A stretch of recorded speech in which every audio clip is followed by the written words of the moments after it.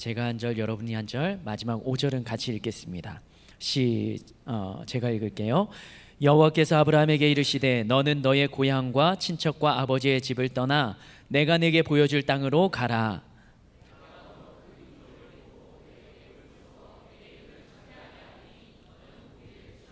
너를 축복하는 자에게는 내가 복을 내리고 너를 저주하는 자에게는 내가 저주하리니 땅의 모든 족속이 너로 말미암아 복을 얻을 것이라 하신지라.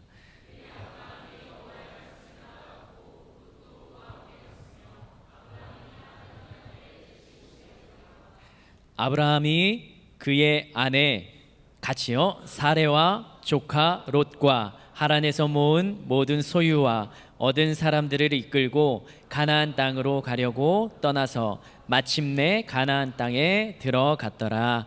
아멘. 우리가 창세기 1장 창조 사건부터 해서 계속적으로 창세기의 말씀을 이어가고 있습니다. 그래서 첫 번째 시간에는 창세기 1, 2장에 나오는 창조 사건에 대해서 봤고요. 두 번째 시간에는 하나님이 창조하셨던 에덴 동산에 살았던 두 사람이 타락하는 사건, 그 다음에 세 번째 사건은 그 후손들이 지내면서 사람들이 살아가는 모습을 하나님이 보시고 그 모습이 너무나 죄가 많고 그들 가운데 하나님이 보시기에 의로운 사람이 없는 그 사람들을 물로 심판하셨던 홍수 사건.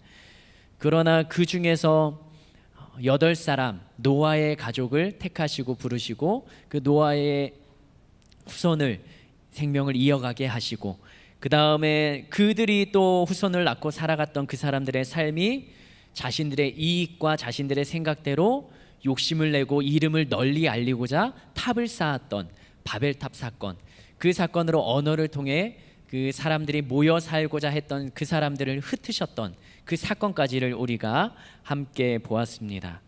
그리고 오늘은 다섯 번째 시간으로 하나님의 사람에 대해서 함께 나누고자 합니다. 우리 이 다섯 가지의 큰 주제를 한번 따라해 볼까요? 처음에 창조입니다. 따라서 합시다. 창조, 타락, 홍수, 분산이라는 사건인데 이거는 흩어짐으로 한번 표현하겠습니다. 흩어짐. 다섯 번째, 오늘은 하나님의 사람입니다. 한번 따라할까요? 하나님의 사람. 우리 청년들 중에 하람이라는 이름을 가진 사람이 있나요? 하람? 예람. 예람이라는 청년의 뜻은 예수님의 사람을 줄여서 예람이라고 합니다. 제가 군생활 할 때 선임의 이름이 김하람이었어요. 그럼 뭐예요? 예람은 예수님의 사람, 그 다음에 하람은 하나님의 사람. 부모님이 신앙생활을 하셨던 믿음이 있는 분들, 그 가정 안에서 지어진 이름이라 생각이 됩니다. 그 김하람이라고 하는 그 선임은 아주 생활을 잘했습니다. 땡땡이 잘 치고 보이지 않는 곳의 군대에서 저 구석진 곳을 찾아가고 집합할 때마다 이제 이 계급이 올라가면서 좀 빈둥거리고 아랫사람들 보내고 뭐 누구나가 그렇게 하겠지만 먹을 때만 나타나고, 근데 김하람이라는 이름을 가진 사람, 하나님의 사람으로 자라기를 원해서 부모님이 그렇게 이름을 짓고 생활하고 있던 그 김하람이라는 선임이 살았던 모습이 땡땡이 치고 빈둥거리고 먹을 때만 나타나고 후임들 필요할 때만 데리고 다니고 갈구고. 그 형제 이름이 뭐라고요? 김하람. 하람이라는 이름과 그 청년의 군인의 삶이 매칭이 됩니까? 안 됩니까? 하나님의 사람은 땡땡이 치면 돼요? 안 돼요? 안 돼요? 하나님의 사람은 빈둥거리면 돼요? 안 돼요? 네, 하나님의 사람은 일 안 하고 먹을 때만 나타나면 돼요? 안 돼요? 안 돼요? 그러면 죄인가요? 그래도 되나요? 정답은 없는데 왠지 하나님의 사람은 그러면 안 될 것 같은 우리의 이미지를 가지고 있습니다. 오늘 제목이 하나님의 사람입니다. 하나님의 사람이라는 뜻은 하나님을 믿는 사람이고 하나님의 말씀, 하나님의 말씀을 따르는 사람, 하나님께 속한 사람이라는 표현, 뜻을 담고 있습니다. 창세기에 등장하는 사람 중에 창세기에 우리가 보았던 오늘 12장 그 이전에 나오는 사람들 중에 아주 하나님이 기뻐하시고 의인이라고 칭했던 하나님의 사람이 있습니다. 그 사람의 이름은 두 글자로 무엇입니까? 노아입니다. 홍수 사건에 의인이라 칭함을 받고 구원을 받았던 하나님의 사람. 그 의인이라 불렸던 노아와 노아의 가족들 8가족들은 홍수 사건 이후에 나와서 생활을 합니다. 그리고 자손을 낳고 이 땅 가운데 번성하면서 살아갑니다. 그런데 그 자손들의 삶을 보니까 탑을 쌓는 거예요. 바벨탑을 쌓고 자신들의 힘이 드러나기를 원하고 자신들이 세상의 흩어짐을 면하기 위해서 탑을 쌓았다라고 성경에서는 이야기하고 있습니다. 그들의 마음 가운데는 하나님을 지워버리고 하나님을 잊어버리고 그들 자신, 내가 주인이 되어서 살아갔던 사람들이 의인이라 불렸던 노아의 후손들이었습니다. 그렇게 꽤 오랜 시간이 지납니다. 성경에 기록된 내용대로 하면 11세대, 12세대가 지나면서 4대강 문명의 발상지 중에 하나인 곳 메소포타미아 문명이 있었던 곳, 그 강에는 큰 2개의 강이 뭐가 있었죠? 메소포타미아 문명이 발상한 그 지역에는 티그리스 강, 또 하나는 그래요. 하나만 하면 이렇게 다 따라오는군요. 티그리스 강과 유프라테스 강 사이 그 지점에서 문명이 발생되었고 그 지역의 노아의 후손들이 퍼져가면서 살았던 그곳에 살았던 한 사람을 하나님께서 택하십니다. 그 사람은 우르라는 지역, 그 문명의 중심지였던 우르라는 지역에 살았다가 그 위쪽으로 올라가서 하란이라는 지역에 그의 아버지와 함께 그 사람과 아내와 조카를 데리고 올라갑니다. 이 사람의 이름이 누구인지 우리 창세기 12장 1절과 2절 말씀 같이 한번 읽어보겠습니다. 1절과 2절이요. 시작. 여호와께서 아브라함에게 이르시되 너는 너의 고향과 친척과 아버지의 집을 떠나 내가 내게 보여줄 땅으로 가라. 내가 너로 큰 민족을 이루고 내게 복을 주어 내 이름을 창대하게 하리니 너는 복이 될지라. 하나님께 비전을 받은 사람, 하나님의 말씀을 들은 사람이 누구예요? 아브라함입니다. 사람들이 살던 그 땅 가운데 수많은 사람들이 있는데 하나님께서는 성경의 계보를 이어가기 위해서 아브라함이라는 사람을 택하고 그에게 말씀을 하십니다.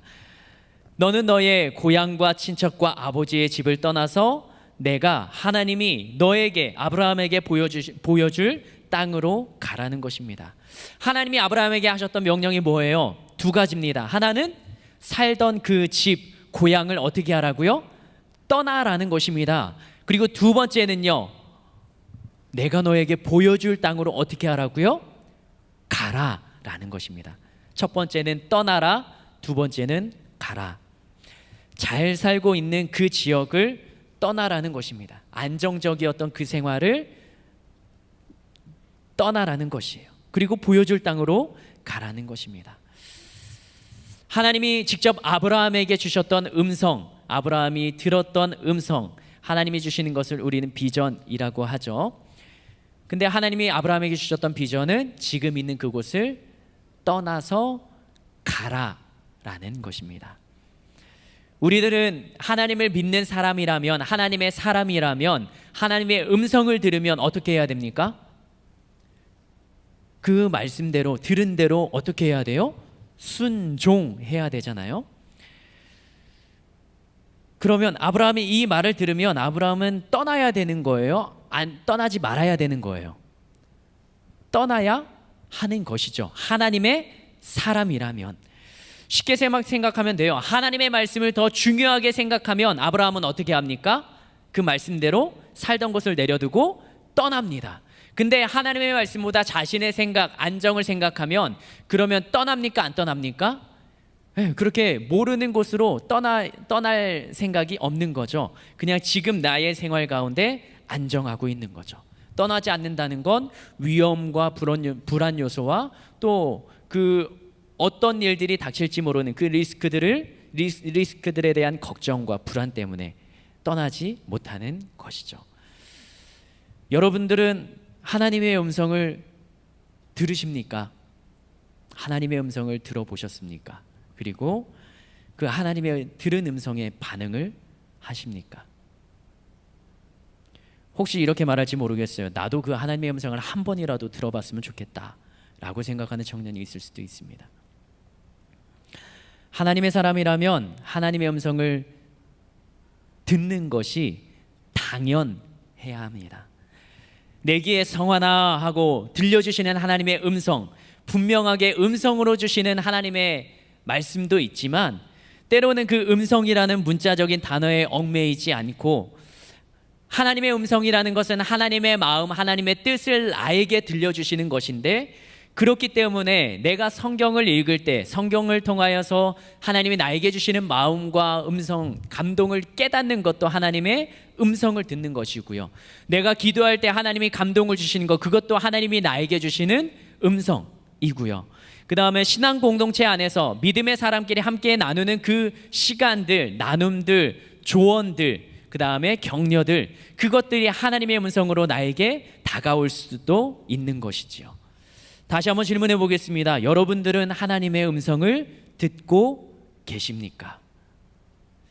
하나님을 믿는다고 하지만 하나님이 주시는 말씀을 부담스러워하는 것은 아닌지, 혹 하나님이 우리가 믿는 하나님, 그 하나님은 전능하신 분이라 했기 때문에 지금 나의 힘든 상황만 해결하면, 힘든 상황을 해결하기 위해 그때까지만 무릎 꿇고 기도하며 하나님의 전을 찾다가 이 상황만 해결되면 다시 없던 일처럼 교회를 찾고 무릎을 꿇는 기도의 자리는 벗어나는 것은 아닌지요. 지인 중에 중학교를 다니는 학생이 있습니다. 그 친구는 교회를 빠질 수가 없었어요. 그리고 매주 예배를 잘 열심히 드렸습니다. 왜 교회를 빠질 수가 없었을까요? 아빠 엄마가 사역자였기 때문에요. 제 이야기는 아니에요.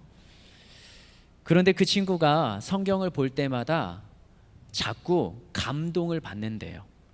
그리고 무언가 해야 되겠다라는 감동과 깨달음을 받는데요. 하나님이 주시는 감동을 받으면 좋은 거예요, 안 좋은 거예요? 좋은 거죠. 우리는 무슨 뜻인지, 어떻게 나에게 원하시는지를 알고 싶어서 우리가 안달이 났잖아요. 그런데 이 중학생 친구는 성경을 읽을 때마다 하나님이 그런 감동을 주신다는 거예요.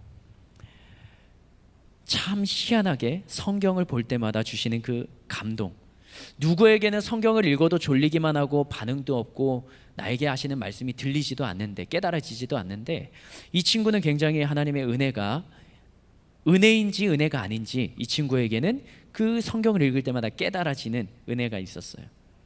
근데 그 친구에게는 그것이 너무나 큰 부담이고 상처였습니다. 그 성경을 읽고 그렇게 하는 것이 맞다라는 생각이 드는데, 지금 자기 상황을 보니까 아버지가 사역하시고 또 어머니가 교회에서 사역을 하시고 자기는 그 교회에서 생활하는 것 자체가 목사의 자녀로 살아가는 것 자체가 부담인 친구였어요. 그런데 성경을 읽을 때마다 하나님께서는 그 마음속에 감동을 주시고, 무엇이겠습니까? 이해하고 용서하고 순종하고 또 예배 잘 드리고 모범이 되고, 그런 감동들인데 그것이 부담이고 상처였던 거죠. 할 수는 있는데, 하면 할 수 있는데, 해야 되는 것은 아는데 지금 그 감정 상태로는, 그 상황 가운데서는 하고 싶지 않은 거예요. 하기가 너무나 힘든 거예요. 그래서 어떻게 했냐? 그 중학생 친구는 성경을 읽지 않았다고 합니다. 잘한 거예요? 잘못한 거예요? 어떻게 생각하십니까? 네. 이 친구의 마음은 충분히 이해가 갑니다. 아직 더 성숙해야 되는 중학생이라는 나이의 상황도 있고요, 일반 교회에 나오는 그냥 청소년이 아니라 목회자의 자녀로서 교회 안에서 갖는 부담감과 어려움들도 있고요. 그런데 하나님이 감동을 주시고 하나님이 말씀을 통해서 깨닫게 하신다면 성경을 더 읽고 그 말씀대로 행하는 마음이 있어야 되는데, 그런 결단과 이 어려움을 이겨내는 것보다는 부담과 마음의 상처가 더 커버렸던 것입니다. 이런 반응이 신앙인들이 바라봤을 때는 어떻게 보면 미련해 보일 수가 있어요. 하나님의 음성을 듣고 감동을 주시는 것, 그것이라면 순종해 가는 것이 맞는데 그렇게 하지 않는 이 청소년의 모습을 보면, 그런데 바로 그게 우리들의 모습이지 않을까 한번 생각을 해봅니다. 너무나 부담이 되고 너무나 감당하기 벅차기 때문에 내가 그 하나님의 음성을 듣는 일, 또 하나님의 음성을 듣는 것을 등한시하고 있지 않는지, 감동받은 대로 내가 행함으로 견뎌내고 손해를 감수해야 되고, 때로는 내가 아프고 내가 져줘야 되고, 그런데 그런 위험 부담이 싫은 거예요. 그래서 하나님 앞에 서는 것, 하나님의 말씀을 읽는 것, 그것을 뒤로 밀어놓고 있는 것은 아닌지, 또 저의 모습을 돌아보게 됩니다. 그래서 이렇게 행동하죠. 나는 하나님의 음성을 듣고 싶다 말하고 하나님의 뜻을 알고 싶다 말하지만, 음성을 들으려고 하나님의 뜻을 알려고 하는 자리에는 내가 열심을 내지 않는 거죠. 기도하고 성경을 읽는 그것을 나의 삶 가운데 행하지 않는 것이죠. 오늘 본문에 등장했던 아브라함에게도 하나님이 말씀하십니다. 네가 살던 그 지역을 내려놓고, 익숙한 그 지역을 내려놓고 떠나서 움직이라는 것입니다. 어디로요? 하나님이 가라고 한 땅으로요. 우리 창세기 12장 1절 2절 다시 한번 읽어볼까요? 창세기 12장 1절 2절 시작. 여호와께서 아브라함에게 이르시되 너는 너의 고향과 친척과 아버지의 집을 떠나 내가 네게 보여줄 땅으로 가라. 내가 너로 큰 민족을 이루고 네게 복을 주어 내 이름을 창대하게 하리니 너는 복이 될지라. 아멘. 아브라함은 어떻게 반응했는지 4절 말씀 같이 한번 읽어보겠습니다. 시작. 이에 아브라함이 여호와의 말씀을 따라갔고 롯도 그와 함께 갔으며 아브라함이 하란을 떠날 때에 75세였더라. 갔습니다. 어디로 갔을까요? 하나님이 가라 하신 곳으로요. 성경에는 구체적인 지명이 기록되지 않습니다. 여기까지는. 근데 아브라함 혼자서 가지 않습니다. 누구도 따라갑니까? 아브라함의 아내 사라도 가고요, 조카 롯, 자기와 함께 했던 그 무리들과 함께 그 살던 곳을 떠나서 출발합니다. 그때 나이 아브라함은 몇 살이라고 기록합니까? 75살. 아브라함이 언제 죽었을까요? 몇 살에 죽었을까요? 창세기 25장 7절. 창세기 25장 7절 시작. 아브라함의 향년이 175세라. 175세 중에 그 175세를 살았다가 산 인생 중에서 75세면 좀 몇 프로 정도 돼요? 인생의 한 40%, 45% 되나요? 네, 한 5분의 2 정도를 산 그 시점에 가는 거예요. 지금 100살을 산다고 하면 몇 살 때 떠난 거예요? 40살, 45살 정도. 결혼하지 않았을 때 떠나라고 하면 잘 떠날 것 같아요. 맞죠? 어디든 새로운 도전을 할 수 있겠죠. 결혼하고 자녀를 낳고 보니까 떠나기가 쉽지 않아요.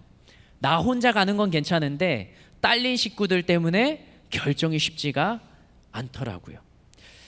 아브라함은 인생의 절반을 향해서 가는 그 75살에 하나님의 음성을 듣고요, 하나님의 음성에 반응을 했습니다. 그리고 새로운 곳으로 떠났어요. 무엇을 남겨두고? 내가 익숙한, 내가 평안했던 그 살았던 삶을 놔두고요. 네, 아브라함은 어떻게 그럴 수 있었을까요? 우리는 성경을 통해서 확인하는 것은 하나님이 자신의 삶을 이끄실 것이라는 믿음의 조상이라고 불릴 만큼 하나님에 대한 믿음이 그 아브라함에게는 깊게 자리 잡고 있었던 것입니다. 그러니까 하나님이 말씀을 주셨을 때 그 음성이 나에게 주시는 분명한 말씀으로 받고, 비전으로 받고, 그 하나님의 말씀에 순종으로 행함의 반응을 보였던 사람이 바로 아브라함이에요. 근데 재밌는 것은 아브라함 혼자 간 게 아니라 아내와 조카와 모든 사람이 따라갔다는 것이죠. 그래서 제가 어제 잠들기 직전에 와이프한테 물어봤습니다.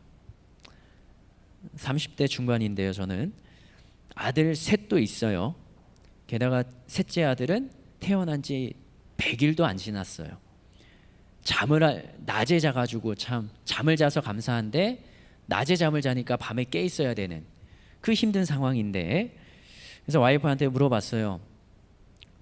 영아, 그 하나님이 나보고 이 짐 싸서 가라고 하면 갈 거야? 뭐라고 와이프는 이야기했을까요?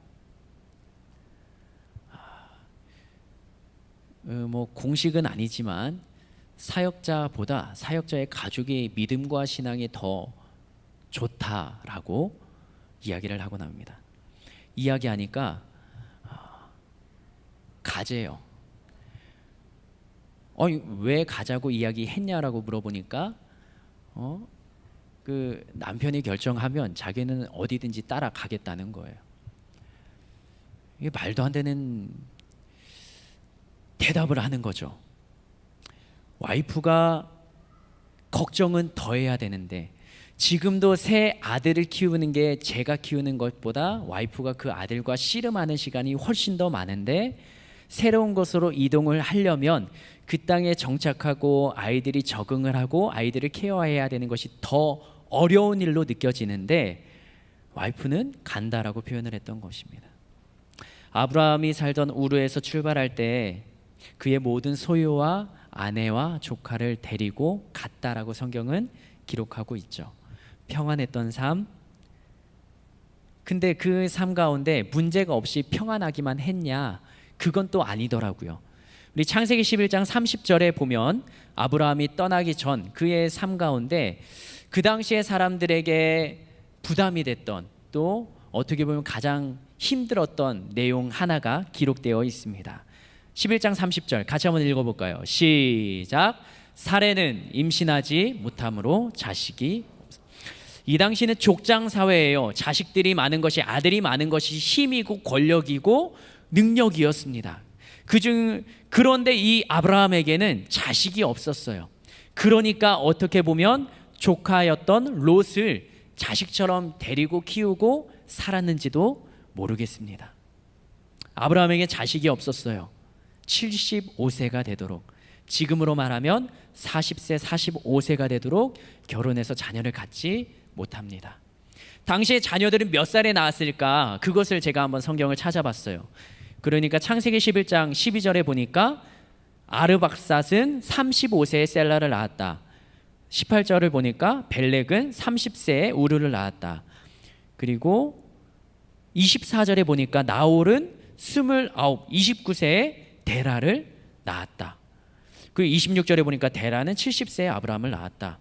기록상으로만 보아도 지금하고 별반 차이가 없는 거죠. 아기들을 낳는 거. 29, 30, 35, 34. 근데 데라는 몇 살에 아브라함을 낳았다고요? 70살. 가능할까요? 70살에 아기를 낳는 게 가능할까요? 이 당시에도 30살에 아이들을 낳았다면 아브라함에게는 지금 75세가 되도록 아이가 없었던 것, 그것이 굉장히 큰 상처고 어려움이고 아픔의 상황일 수 있었어요.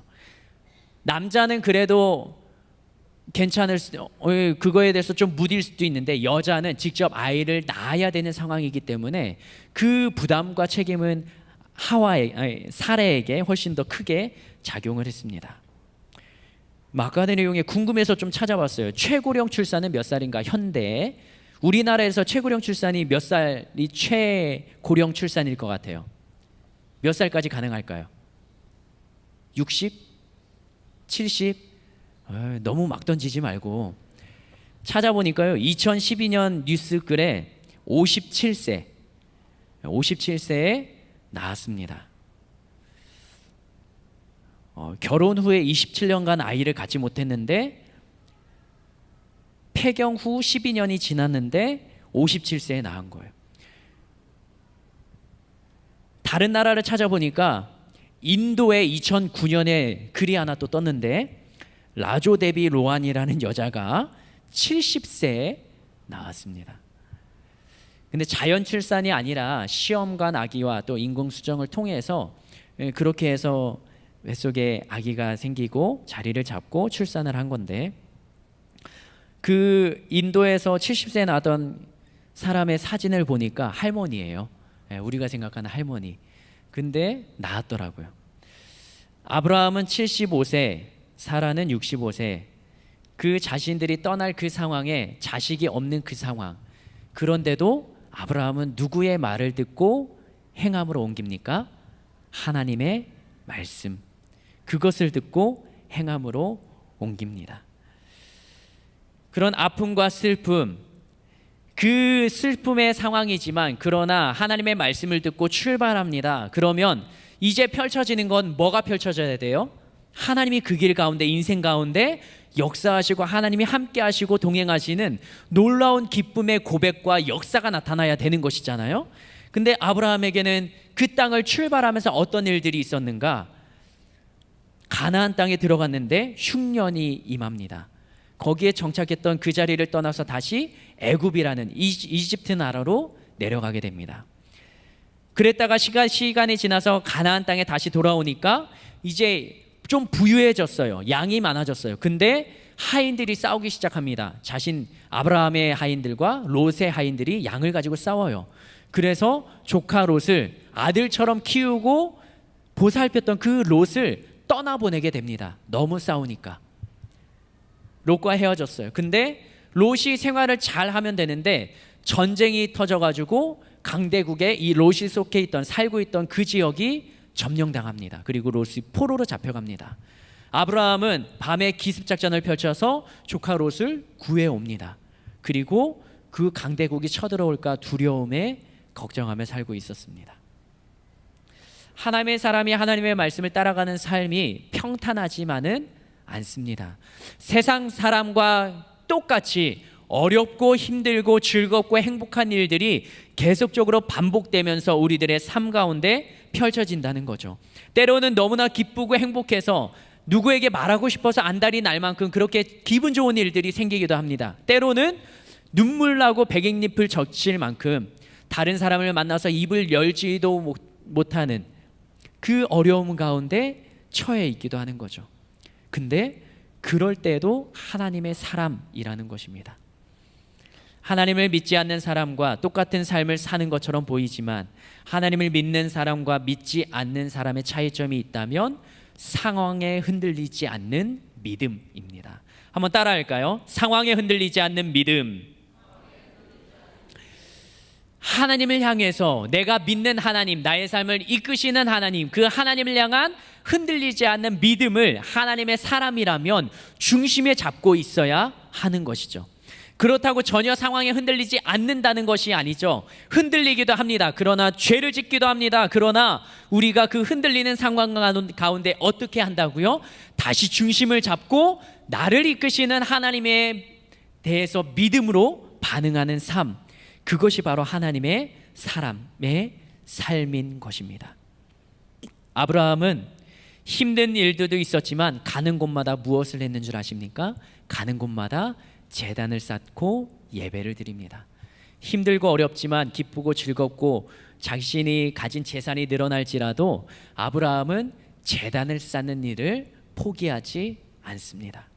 아브라함에게는 분명한 비전이 있었어요. 하나님이 그에게 주셨던 비전, 내가 너에게 약속할 땅으로 가라. 그리하면 너의 삶을 풍족하게, 또 너의 지경을 넓혀주시고 너에게 복이 되게 하겠다라고 주셨던 하나님의 말씀, 그 말씀을 붙잡고 흔들리지 않는 삶을 살아냈습니다.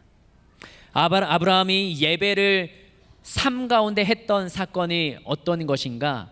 그것을 볼 수 있는 것이 바로 아브라함의 아들 이삭을 바쳤던 사건이에요. 아브라함은 100살에 아들을 낳습니다. 사라는 그 경수가 끊겼어요. 폐경이 된 지 오래고요. 아이를 가질 수 없는 그 상황에 하나님이 그에게 아들을 주십니다. 약속을 1년 전에 주시고 진짜 배가 불러오는 것을 보게 하시고 아들이 태어나게 하시고 그 아들의 이름을 이삭이라고 짓습니다. 근데 아브라함이 다시 한번 하나님의 음성을 듣습니다. 아들 이삭을 번제물로 바쳐라. 번제물이라는 것은 그 동물을 잘라서 각을 뜨고 그 각든 것을 불로 태워서 드리는 것입니다. 예배를 드릴 때마다 번제를 드렸던 아브라함에게 아들 이삭, 100세에 낳은 이삭을 번제로 드리라는 말은 또 다른 하나님의 주셨던, 아브라함에게 주셨던 말씀인데 너무나 감당하기 쉽지 않은, 하고 싶지 않은 일이었어요. 근데 아브라함은 잠자고 일어나자마자 장작을 챙기고 하인 둘을 데리고 아들 이삭과 함께 출발합니다. 그리고 하나님이 말씀하신 그 땅에 가서 제단을 쌓고 가져왔던 장작을 그 위에 쌓습니다. 그리고 그 위에 누구를 눕혀놓나요? 이삭을 눕히죠. 이때 이삭의 나이를 어리다고 표현하기도 하는데 20살 정도로 학자들은 이야기합니다. 20살이면 지금 여러분들 청년 대학생들의 나이죠. 그때 아브라함 100살이 넘은 할아버지, 120살이 돼가는 그 할아버지 아빠의 힘을 이삭이 능히 당해낼 수가 있었겠죠. 반항하고 버팅기려면 얼마든지 그렇게 할 수 있었겠죠. 그런데 이삭은 그 제단 위에 누워 있는 거예요. 이삭이 반항을 했으면 아버지가 칼을 들었을 때 움직여서 떨어졌을 거예요. 근데 칼을 들고 있는 상태에서도 이삭은 그 자리에 누워 있는 거죠. 어떻게 해석해야 되나요? 하나님은 왜 아들을 그렇게 죽이라고 그렇게 고통스러운 시련을 주시나 생각이 들 수도 있지만, 이삭이 아빠 아브라함과 함께 생활했던 그 삶의 현장 가운데 아브라함이 하나님에 대한 믿음이 너무나 진실하고 너무나 순전했던 것을 이삭은 보고 자랐던 거예요. 아버지 아브라함이 제단을 쌓고 하나님 앞에 번제를 드릴 때마다 이삭은 그 옆에 서서 함께 제단을 쌓으면서 아버지 아브라함이 하나님을 향한 믿음과 신앙이 너무나도 진실했던 것을 보고 있었던 거예요. 그리고 또 한 가지, 아브라함이 아들 이삭을 너무나 사랑하고 아낀다는 것을 몸소 경험을 했습니다. 아버지는 나에게 늘 좋은 것을 주시고 나에게 득이 되는 것만 해주셨던 것을 삶으로 경험을 했어요. 그러니까 그 아버지에 대한 신뢰, 그리고 하나님에 대한 신뢰가 그 번제단 앞에서 누워 있을 수 있는 이삭의 모습으로 보여졌을 것으로 생각을 합니다. 아브라함은 그 힘든 상황 가운데 하나님이 주셨던 말씀을 가지고 걸음을 떼기 시작합니다. 한 걸음 한 걸음 나아갑니다. 어디를 향해서요? 하나님이 말씀하시고 하나님이 보여주시는 그 땅을 향해서요. 그리고 창세기 12장 5절에서 이렇게 기록합니다. 창세기 12장 5절 다시 한번 읽어볼까요? 시작.